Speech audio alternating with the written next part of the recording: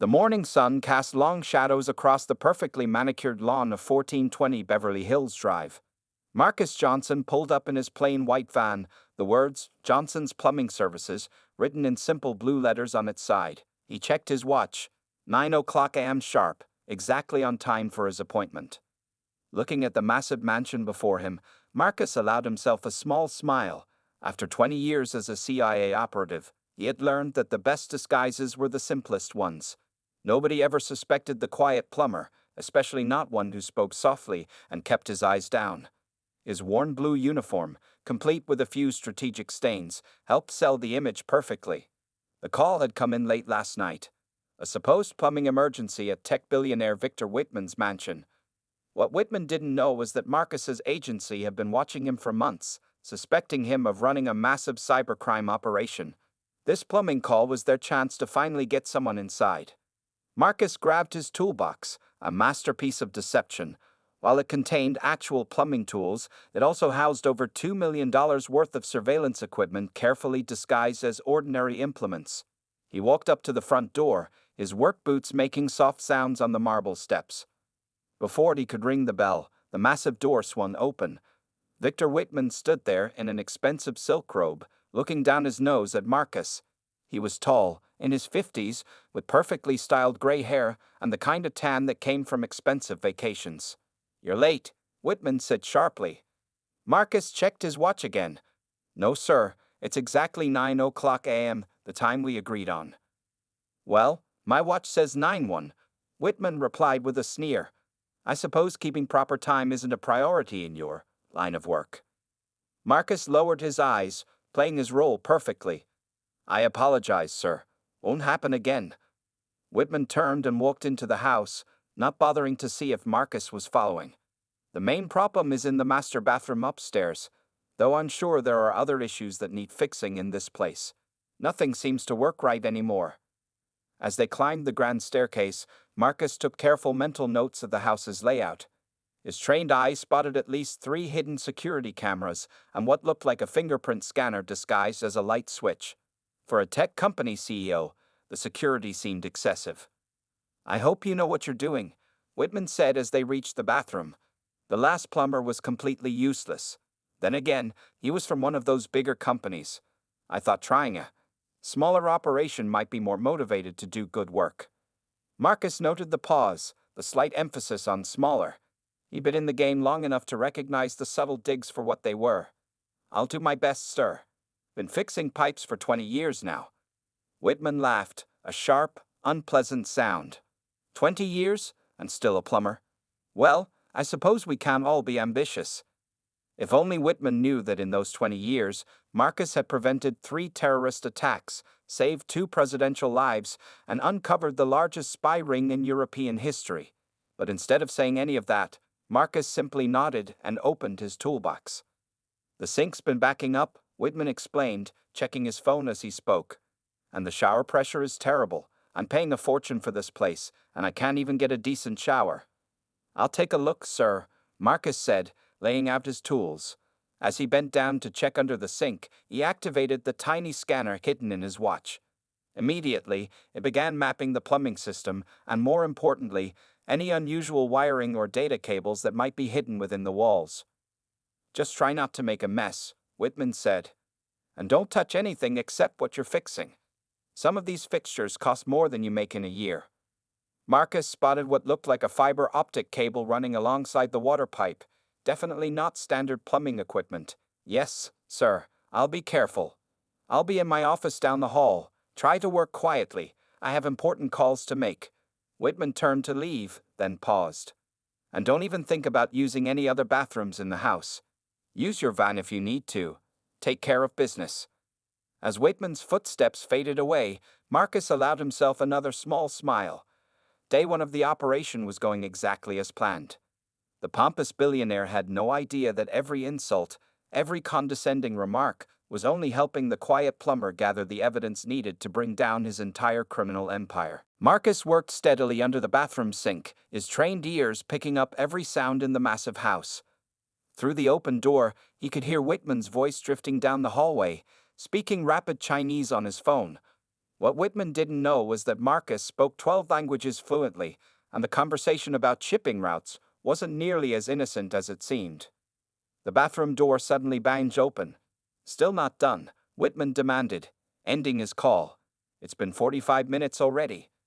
Marcus slid out from under the sink carefully.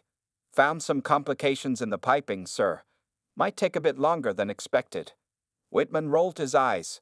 Of course you did. I suppose you'll want to charge extra for that. He walked around the bathroom, touching various surfaces with his fingertips as if checking for dust.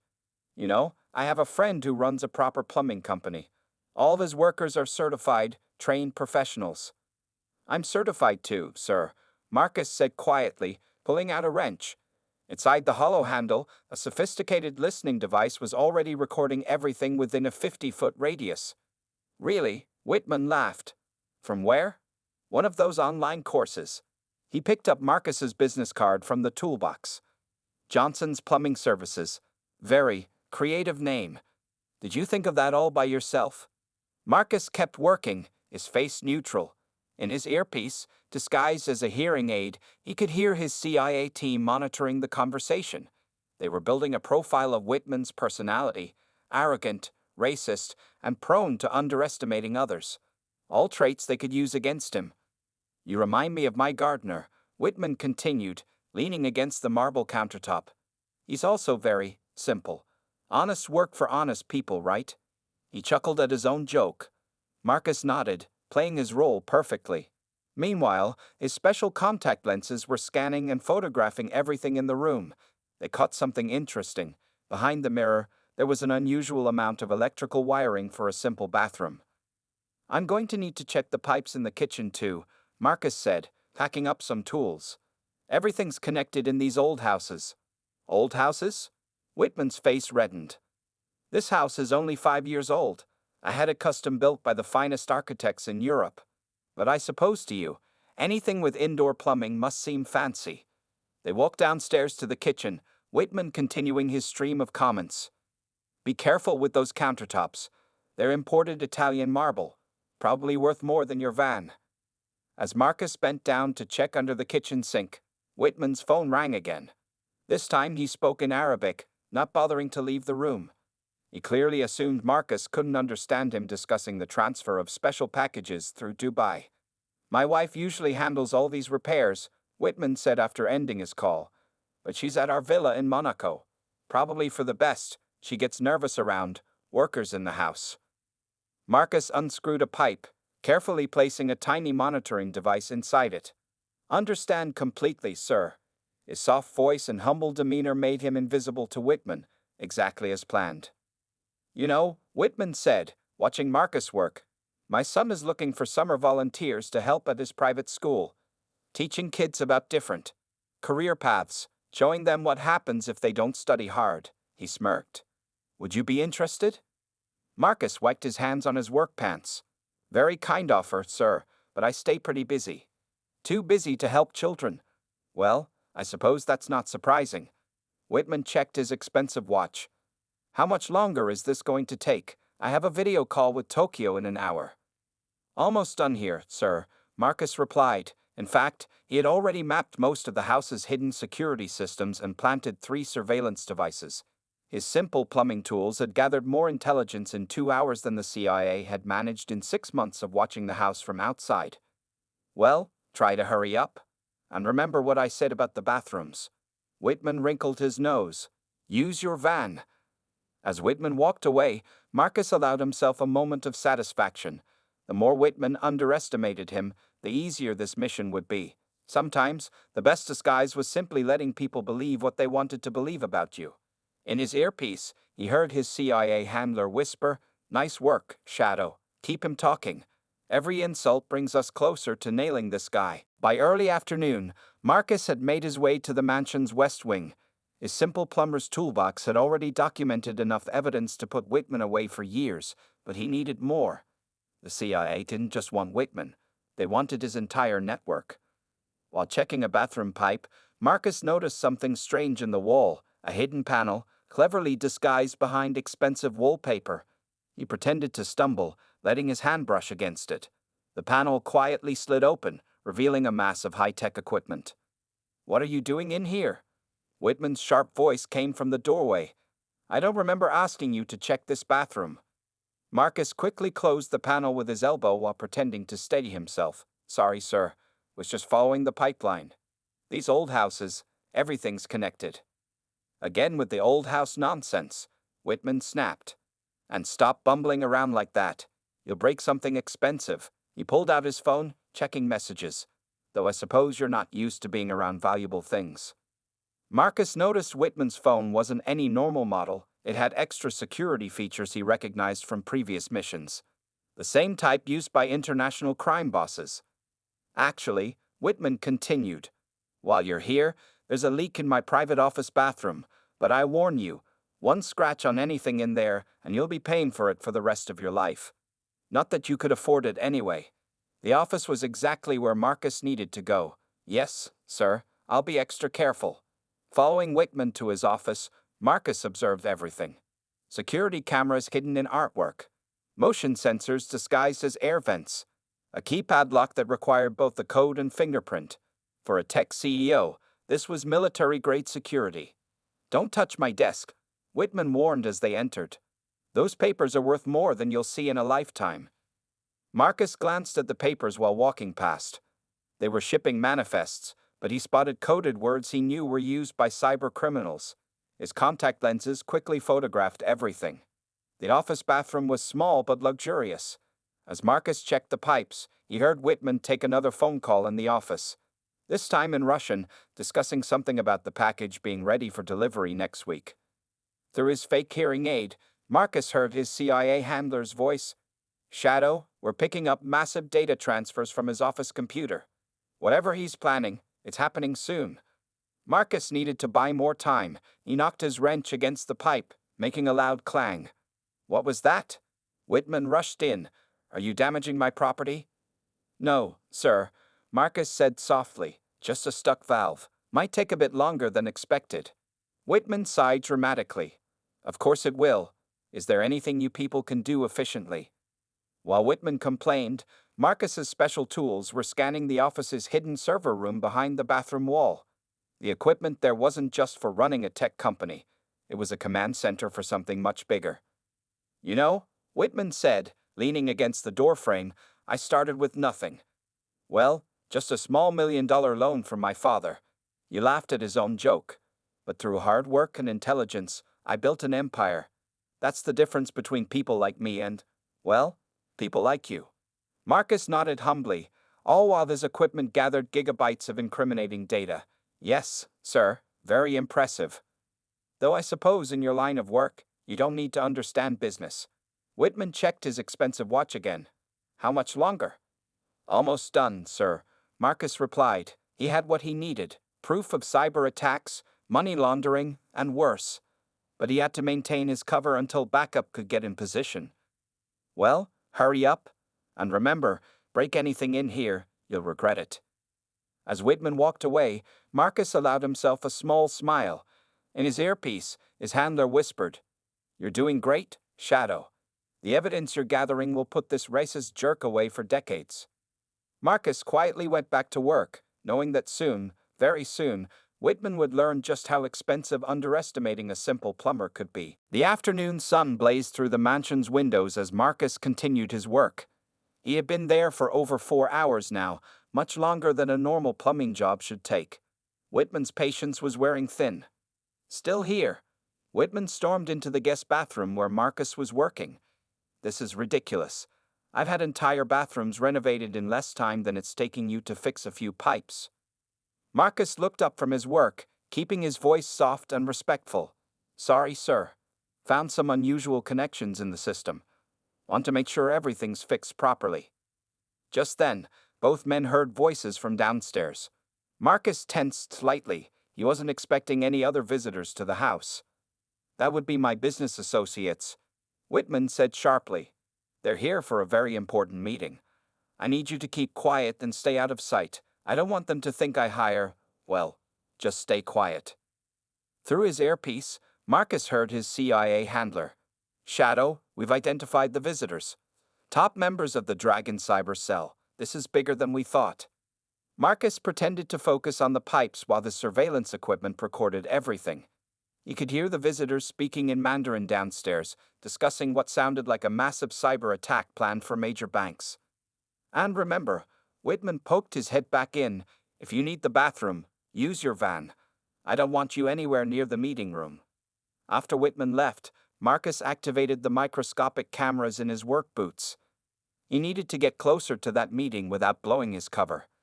Gathering his tools, he deliberately made his way to a bathroom near the meeting room, making enough noise with his wrench so they would know he was there. As expected, Whitman came storming out. "What do you think you're doing?" he hissed. "I told you to stay away from this area." "Water lines connect here, sir," Marcus explained patiently. "Need to check the whole system to fix the problem." In the meeting room, Marcus could hear someone saying, "The virus is ready. Within 48 hours, every major financial institution will be crippled." Whitman's face reddened with anger. "I don't care about the water lines. Go work somewhere else. In fact," he pulled out his phone, "I'm calling another plumber, a proper one, from a real company." "No need, sir," Marcus said quietly. "Almost finished. Just need maybe another hour." "Another hour?" Whitman laughed coldly. "You've been here all day. What kind of incompetent operation are you running?" Through his earpiece, Marcus heard urgent news from his team. They had decoded more of the cyber attack plans. It wasn't just going to hit banks.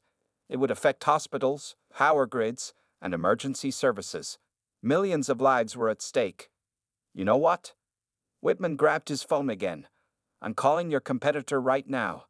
Johnson's Plumbing Services? What a joke. I should have known better than to hire a small-time." The sound of breaking glass from the meeting room interrupted him. Marcus's trained instincts instantly recognized the sound. Someone had dropped a drinking glass, but they had done it deliberately, probably to cover up another sound. "Stay here," Whitman ordered. "Don't move, don't touch anything. When I get back, I want you out of my house." As soon as Whitman returned to the meeting room, Marcus heard his handler. "Shadow, we've intercepted their communications. The attack is scheduled for tomorrow night. We need more time." Marcus quietly pulled out his phone and called Whitman's competitor. Disguising his voice, he scheduled emergency appointments for them all week. No other plumber would be available to come. Then he deliberately loosened a pipe just enough to create a slow leak. This house wasn't done with him yet. In the meeting room, the criminals continued planning their attack, unaware that the humble plumber they were so eager to avoid was gathering every detail of their scheme. The stakes were rising by the minute, but Marcus remained calm. After all, he hadn't earned the title of world's most dangerous spy by losing his cool under pressure. As the afternoon dragged into early evening, Marcus made his way down to the basement. He knew mansions like this often held secrets in their lower levels, and he needed to check every corner of the house. The basement lights flickered as he descended the stairs, his heavy toolbox in hand. "What are you still doing here?" Whitman's voice echoed from the top of the stairs. "I thought I told you to leave." "Just need to check the main water line, sir," Marcus replied calmly. "Found a serious problem. Could flood your whole basement if not fixed right away." Whitman stomped down the stairs. "Fine, but make it quick, and stay in this area only. The rest of the basement is off limits." Of course, that only confirmed what Marcus suspected. Something important was hidden in the other parts of the basement. As Whitman went back upstairs, Marcus heard his CIA handler through his earpiece. "Shadow, our thermal scans show a hidden server room behind the east wall. We need that data." Marcus worked on the pipes while carefully scanning the area. His special contact lenses detected movement behind a shelf. Someone was watching him. Years of training kept him relaxed as he continued working, pretending not to notice. The basement door opened again. Heavy footsteps approached, different from Whitman's. Marcus recognized the walk of a trained security professional. "Hey, you," a gruff voice called out. "Let me see some ID." Marcus turned slowly, reaching for his fake plumbing license. Then he froze. The security guard was James Chen, a former Special Forces operator who had seen Marcus during a mission in Bangkok 3 years ago. Chen's eyes narrowed. "You look familiar." In a split second, Marcus had to make a decision. Chen was already reaching for his phone. If he called it in, the whole operation would be blown. Marcus dropped his wrench, letting it clang loudly on the floor. As Chen instinctively looked down at the noise, Marcus moved. 20 years of CIA training kicked in as he grabbed Chen's wrist, applied precise pressure to a nerve point, and used the guard's own momentum to spin him into the wall. Chen tried to cry out, but Marcus already had him in a sleeper hold. Within seconds, the guard was unconscious. Marcus quickly arranged Chen's body near some pipes, making it look like he had slipped and hit his head. Just then, Whitman's voice came from the stairs. "What was that noise? Is something broken down there?" Marcus quickly grabbed his wrench and turned back to the pipes. "Sorry, sir, dropped my tool. These old pipes are giving me trouble." Whitman appeared at the bottom of the stairs, then spotted Chen. "What happened to my guard?"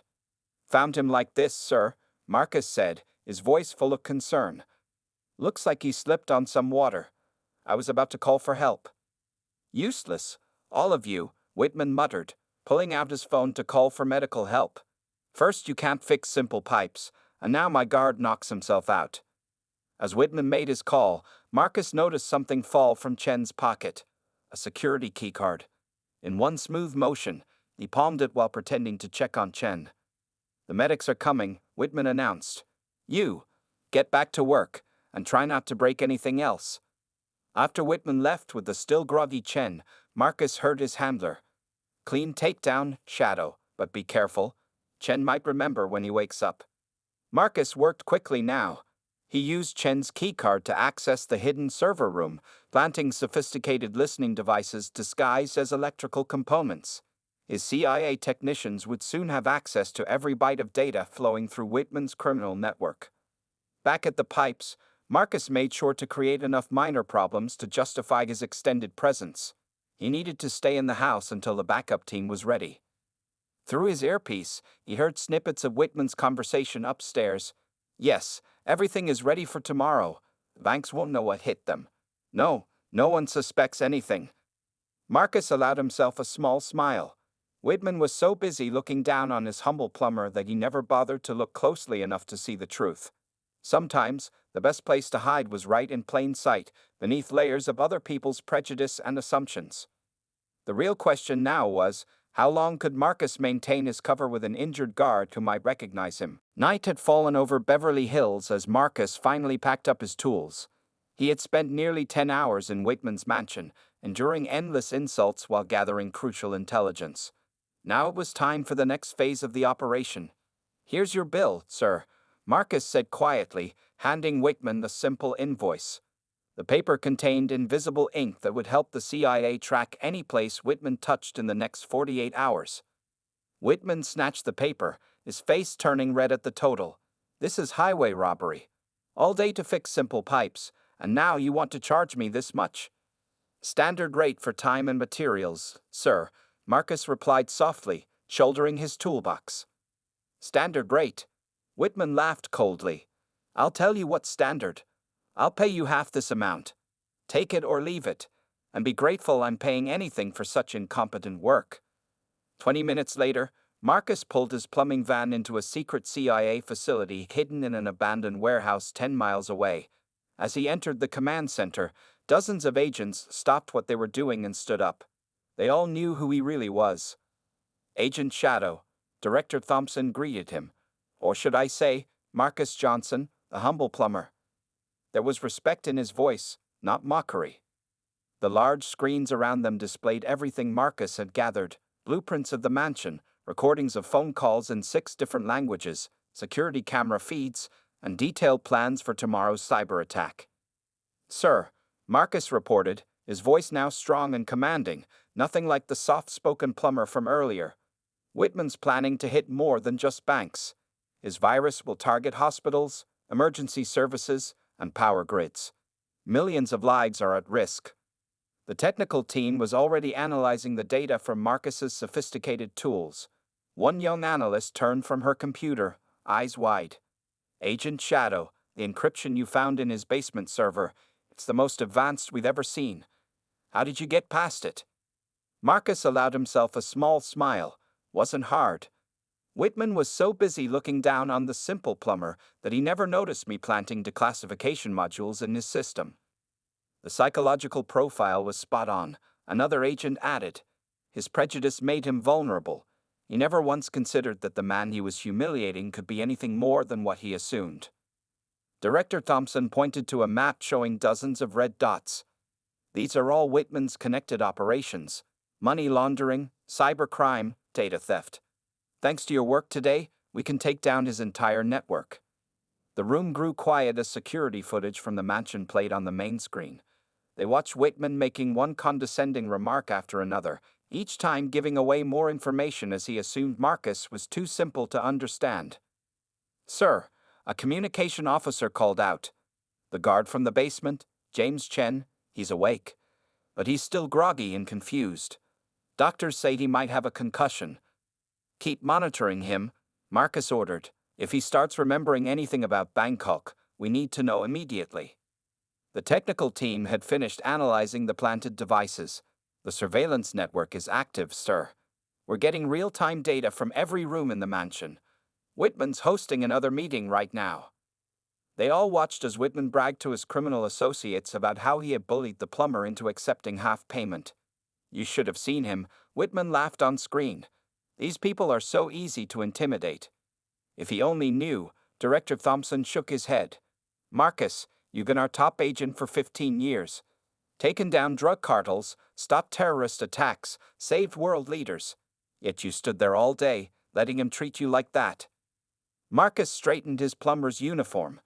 "Sometimes the biggest victories come from letting your enemy underestimate you. Whitman's been untouchable for years because he's so careful, but he never thought twice about letting a simple plumber wander through his house." "We move at dawn," Director Thompson announced to the room. "Agent Shadow has given us everything we need. Tomorrow, Whitman learns that the man he spent all day insulting is actually the world's most dangerous spy." The command center erupted in quiet applause. Marcus just nodded, already planning his next move. After all, the operation wasn't over yet, and the hardest part was still to come. The next morning, Marcus pulled up to Whitman's mansion in his plumbing van once again. This time, he wasn't alone. Hidden in nearby vehicles were 30 elite CIA agents, all disguised as ordinary service workers, gardeners, mail carriers, and delivery people. "You again?" Whitman stood at the door, still in his expensive robe. "What are you doing back here?" Marcus held up a pipe fitting, his voice still soft and humble. "Found this was defective, sir. Need to replace it before it causes problems. Won't charge you for today." "Fine," Whitman sighed dramatically. "But make it quick, I have important business today." Through his earpiece, Marcus heard the mission updates. CIA teams were in position around the mansion. Snipers hidden as window washers on nearby buildings. Tech experts tapped into every communication line. Even a helicopter disguised as a traffic reporter circled overhead. "Remember," Director Thompson's voice came through, "Whitman's about to launch the biggest cyber attack in history. We need to catch him in the act." Marcus worked on the pipes while secretly disabling the mansion's security systems one by one. Every time Whitman came to check on him with another insulting comment, Marcus planted more surveillance devices. Still not done. Whitman appeared again, now dressed in an expensive suit. "I'm starting to think you're the worst plumber in Los Angeles." "Sorry, sir," Marcus replied. "Just want to make sure everything's perfect." Whitman checked his watch. "Well, hurry up. I have a very important video conference in an hour. The kind of business someone like you couldn't understand." Through his surveillance devices, Marcus could hear Whitman's associates arriving. They gathered in the office, speaking in code about the coming attack. None of them paid any attention to the humble plumber working nearby. "Shadow," his handler's voice came through. "They're starting the virus upload. We need 10 more minutes to track all connections." Marcus deliberately dropped his wrench, making a loud noise. As expected, Whitman came storming out. "What is wrong with you?" he shouted. "Can't you do anything right? I knew I should have hired real professionals instead of some small time." "Sir," Marcus interrupted softly, "think there might be a problem with the main water line.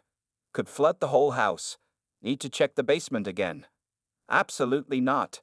Whitman blocked his way. "I have important guests. I don't want them seeing some worker wandering around." In his earpiece, Marcus heard, "Connections traced. All teams in position. We're ready." Marcus stood up slowly, still holding his wrench. Actually, Mr. Whitman, I need to tell you something. What? Whitman sneered, finally admitting you're not qualified for this job. Not exactly. Marcus's voice changed, becoming deeper and more authoritative. I'm admitting that I'm qualified for a different job. Before Whitman could react, the mansion erupted in coordinated chaos. The gardener trimming bushes outside crashed through the window, weapon drawn. The delivery man at the door broke it down with a battering ram. Even the mail carrier on the street revealed herself as a tactical team leader. Whitman stood frozen as dozens of CIA agents swarmed his house. His security guards were quickly overwhelmed. His criminal associates in the office tried to delete files, not realizing everything was already copied. What? What is this? Whitman stammered, looking at Marcus with new eyes. Marcus pulled out his CIA badge. Agent Marcus Johnson, CIA Special Operations. Or as they call me in the intelligence community, Agent Shadow. That's impossible, Whitman whispered. You're just a plumber? No, Marcus smiled. I'm the man who just brought down your entire criminal empire. While you were busy looking down on me, I was busy gathering evidence of every crime you've committed. Director Thompson walked in, no longer disguised as a street vendor. Mr. Whitman, you're under arrest for cyber terrorism, money laundering, and conspiracy against the United States. As agents led Whitman away in handcuffs, he kept looking back at Marcus in shock. The humble plumber he had spent 2 days insulting had turned out to be the world's most dangerous spy. But the operation wasn't quite over. They still had to stop the virus from launching, and time was running out. In Whitman's high-tech office, Marcus worked quickly with the CIA cyber team. They had less than 5 minutes before the virus would launch and potentially cripple the world's financial systems. The virus is spreading faster than we expected, a young tech analyst reported, her fingers flying over the keyboard. It's already reached servers in Europe and Asia. Marcus stayed calm, just as he had while playing the humble plumber. Whitman had to build him a kill switch. He wouldn't risk losing his own money. He turned to where Whitman stood handcuffed, surrounded by agents. Where is it? Whitman laughed, trying to sound confident despite his situation. You may have fooled me with your plumber act, but you'll never stop the virus in time. In 4 minutes, everything crashes. Marcus walked over to him, no longer pretending to be meek or soft-spoken. Mr. Whitman, remember how you spent 2 days telling me I wasn't smart enough to understand your business? His voice was steel now. Well, while you were busy insulting me, I learned everything about how your system works. He turned to the tech team. The kill switch will be hidden in the plumbing system's control panel. Everyone stared at him. Whitman's face went pale. Think about it, Marcus continued. He needed something he could access quickly, but no one would suspect. What better place than the digital controller for his expensive automated plumbing system? The thing he made sure to point out to me at least 10 times yesterday. The tech team rushed to access the system. He's right. The kill switch is disguised as a water pressure regulator. Impossible, Whitman whispered.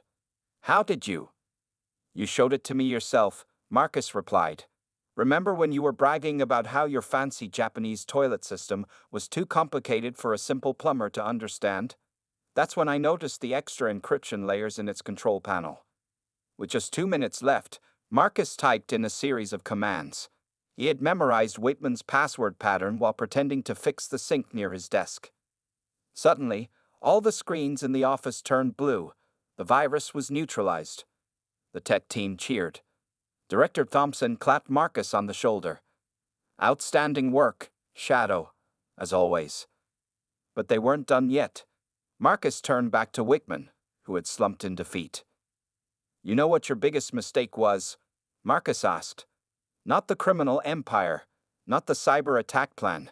Your biggest mistake was thinking that because I looked like a simple plumber, because I spoke softly and kept my eyes down, I couldn't possibly be a threat. Whitman looked up, his arrogance finally broken. Who are you really? I'm the man who's taken down drug cartels in Colombia, stopped terrorist attacks in Europe, and exposed spy rings in Asia. I've saved presidents and prevented wars.